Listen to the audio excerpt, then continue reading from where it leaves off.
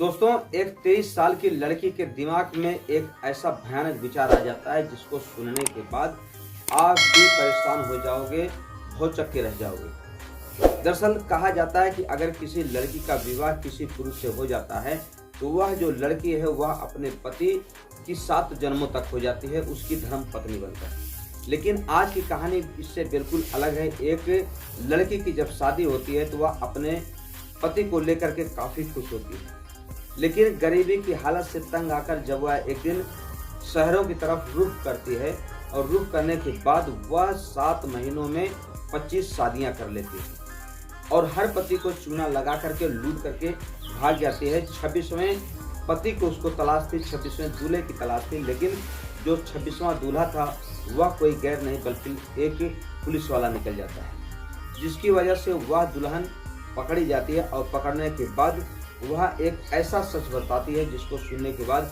हर कोई दंग रह जाता है। दोस्तों, आज की कहानी को आप बिल्कुल स्किप ना करें, बिल्कुल ना भगाएं, क्योंकि आपके साथ भी ऐसी कोई घटना घट सकती है।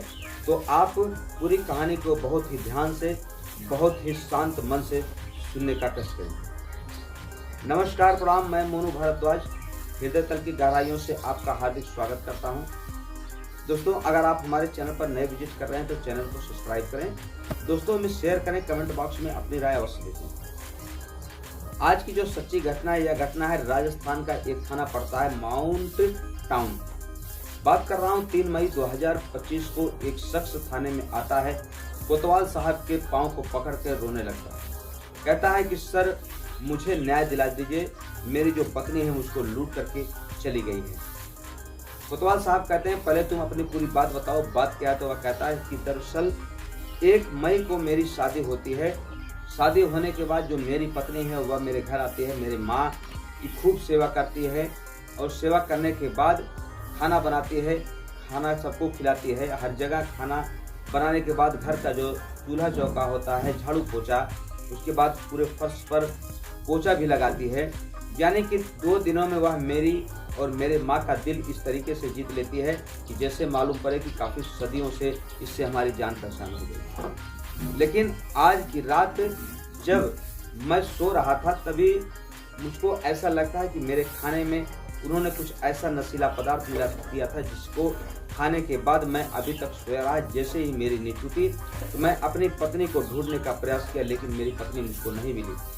जब मैं उसका फ़ोन ट्राई करने लगा तो उसका फ़ोन स्विच ऑफ जा रहा था, तभी मैं भागकर आपके पास आ गया। दोस्तों, कोतवाल साहब कहते हैं कि तुम्हारी पत्नी की कोई तस्वीर है, तो वह अपने जो शादी की तस्वीरें होती है उस तस्वीर को दिखाता है। कोतवाल साहब तुरंत उस मामले को संज्ञान में लेते हैं और कहते हैं तुम घबराओ मत, मैं तुम्हारी पत्नी को ढूंढने का भरसक प्रयास करता हूँ। पहले तो दोस्तों ऐसा लगता है कि दुल्हन किसी कारणवश से इसके पास से चली गई हो, लेकिन बाद में कोतवाल साहब फिर जब उससे पूरी बात की जानकारी लेते हैं तब वह बताता है कि सर, मैं एक ठेला पर फल बेचता हूँ, ठेले पर सब्जियां भी बेचता हूँ, साथ में मेरी उम्र लगभग 40 वर्ष की है। उस व्यक्ति का नाम होता है विष्णु गुप्ता। वह बताता है कि मैं शादी.com पे अपनी एक प्रोफाइल तैयार करता हूँ और उसी पर शादी की रिक्वेस्ट भेजता हूँ। एक दिन 27 अप्रैल 2025 को सुनीता और उसका एक दोस्त मेरे पास आते हैं और कहते हैं कि तुमने शादी के लिए रिक्वेस्ट भेजी है, हम तुम्हारी शादी करा सकते हैं, लेकिन उसके लिए तुम्हें कुछ करना होगा। जब मैं उनसे पूछता हूं कि क्या करना पड़ेगा तो वह बताते हैं तुम्हें इसके लिए 5 लाख रुपए देने पड़ेंगे। तब मैं कहता हूं कि इसकी क्या गारंटी है कि तुम लोग मेरी शादी करा दोगे। तब वह व्यक्ति जो होता है वह कहता है कि हम पहले तुम्हारा एग्रीमेंट बनवाएंगे, तुम्हारी शादी करवाएंगे, उसके बाद तुमसे पैसे लेंगे। मैं उनकी बातों में आ जाता हूं और 27 अप्रैल 2025 को उनको 2 लाख रुपए दे देता हूं एग्रीमेंट के नाम पर। सारा मेरा डॉक्यूमेंट तैयार होता है और 1 मई को अनुराधा नाम की लड़की से मेरी शादी की राय दी जाती है। लेकिन वह जो शादी होती है वह लड़की अनुराधा मेरे घर पर दुल्हन बन के आती है, मेरे साथ सुहाग रात मनाती है, संबंध बनाती है और सुबह जैसे ही होती है मेरी माँ के पास जाती है, मेरी माँ के पाँव दबाती है, उनके सर को दबाती है, सर पे तेल रख के उनसे खूब प्यार करती है। मेरी माँ कहती है कि मुझे ऐसा लगता है कि मेरा सपना सब पूरा हो गया, मुझे एक ऐसी बहू मिल गई जिसकी मैं कभी कल्पना नहीं कर पाई थी। वह पहले पूरे परिवार को अपने बस में करती है, काफ़ी प्यार देती है और देने के बाद जब हम लोग उस पर विश्वास कर लेते हैं तभी वह रात को मुझे कुछ खाना में खिला करके अपना घर का जितना जेवरात था, उस नकदी थे, सबको लेकर फरार हो जाती है। अब पुलिस को जो कोतवाल साहब होते हैं सारा माजरा समझ में आ जाता है। तुरंत उस लड़के की जो विष्णु शर्मा होता है उसकी कहानी सुनने के बाद वहाँ के एक कांस्टेबल को बुलाया जाता है और कहा जाता है कि तुम शादी के लिए इसी आईडी पर रिक्वेस्ट भेजो जिस आईडी पर इस लड़के ने अपनी शादी की रिक्वेस्ट भेजी थी। दोस्तों वह कांस्टेबल ठीक उसी प्रकार से अपनी रिक्वेस्ट भेजता है और जब रिक्वेस्ट वहाँ पर जाती है अनुराधा के पास, उसके जो गिरोह के लोग काम करने वाले होते हैं तो तुरंत उसकी बात को एक्सेप्ट कर लेते हैं और कहते हैं कि आप हमसे मिलो, हम आपकी शादी करा देंगे।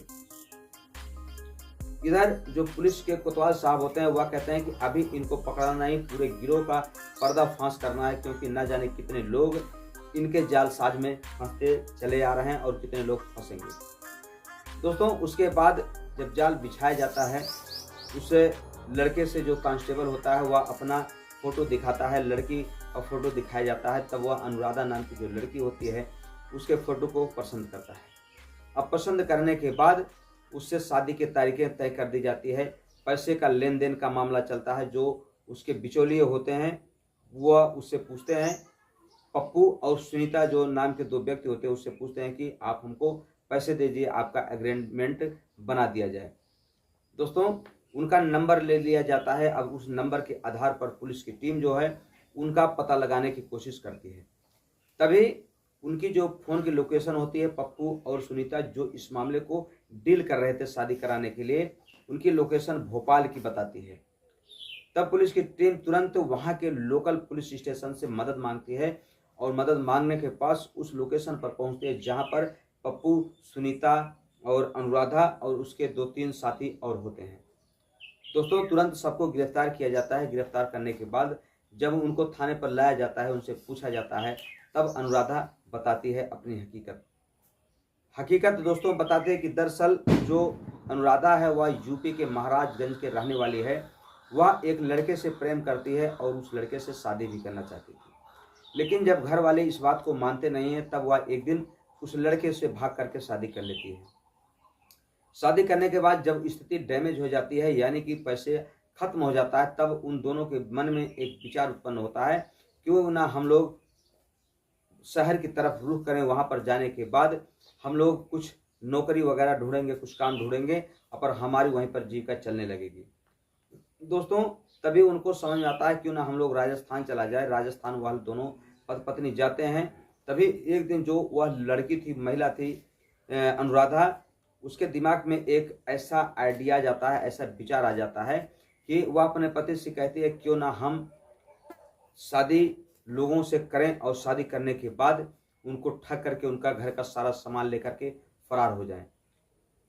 पहले दोनों पति पत्नी आपस में बातें करते हैं, धीरे धीरे विचार होता है। विचार करने के बाद पहली जब वारदात वह राजस्थान में करती है अनुराधा, तब उसके बाद जब सफल हो जाती है तो वह लगातार इस तरीके से अपनी वारदात को अंजाम देने लगती है और धीरे धीरे करके एक नहीं, दो नहीं, बल्कि 25 शादियां ऐसी तरीके से करती है जिसकी उम्र लगभग 35 से 40 के बीच में हो या जो तलाकशुदा व्यक्ति हो।